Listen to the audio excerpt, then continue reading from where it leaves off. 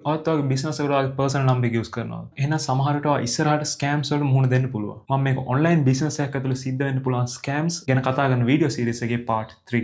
ඉතින් ගොඩක් වෙලාවට අපි මුලින්ම ස්ටාර්ට්අප් එකක් පටන් ගත්තේ අපි කම්මැලිකමකට එක්ක අපේ තියෙන පර්සනල් නම්බර් එකම යූස් කරනවා. හැබැයි ගොඩක් වෙලාවට අපි මේ ෆෝන් නම්බර් එකම තමයි අපි බැංක්ස් වලට එහෙම දෙන වෙරිෆිකේෂන් කෝඩ්ස් වලටත් පාවිච්චි කරන්නේ. ඒ වගේම අපි පිටරට සර්විසස් වල Binance එතකොට Payoneer වගේ වල වෙරිෆිකේෂන් කෝඩ් එකකට අර ෆෝන් නම්බර් එකම තමයි යූස් කරන්නේ. ඉතින් මම මේ කියන්නේ හැමතිස්සෙම වෙනවා කියලා ඒත් වෙන්න පුළුවන් දෙයක්. ඒක තමයි ඔයාගේ ස්ටාර්ට්අප් එක පොඩ්ඩක් ඩෙවලොප් වෙලා හොඳ බිස්නස් එකක් දක්වා ගියාම ඔයාගේ ෆෝන් නම්බර් එක ටිකක් ෆේමස් වෙනවා. ඉතින් එතකොට සමහරක් වෙලාවට ස්කෑම්ස් වෙන්න අවදානමක් තියෙනවා. මගේ ඔපිනියන් එක හැටියට නම් ඔයා වෙරිෆිකේෂන් කෝඩ්ස් වලට වෙනම ෆෝන් නම්බර් එකක් තියාගත්තා නම් හොඳයි. ඒ කියන්නේ පුළුවන් නම් පර්සනල් නම්බර් එකක් නෙමෙයි වෙනම නම්බර් එකක් තියාගත්තා නම් හොඳයි. මම නම් එහෙමයි කරලා තියෙන්නේ. මගේ පර්සනල් නම්බර් එකක් නෙමෙයි මම බිස්නස් වලට පාවිච්චි කරන නම්බර් එකක් නෙමෙයි. මගේ කවුරුත් දන්නේ නැති නම්බර් එකක් තියෙනවා වෙරිෆිකේෂන් කෝඩ්ස් වලට විතරක්. ඉතින් සමහරක් වෙලාවට අපිට මැසේජ් එකක් එන්න පුළුවන් අපේ පැකේජ් එකක් අපේ බයෝට ඩිලිවර් වෙලා නැහැ. ඒකින්ද මේ ලින්ක් එකෙන් ලොග් වෙලා බලන්න කියලා. ඉතින් ගොඩක් වෙලාවට ඒ වගේ මැසේජස් ස්කෑම්ස් ඒ දන්නේ නැති කවුරු හරි ඒකට ලොග් වෙලා බලුවොත් අපේ ෆෝන් නම්බර් එක එක්ස්පෝස් වෙන්න පුළුවන්.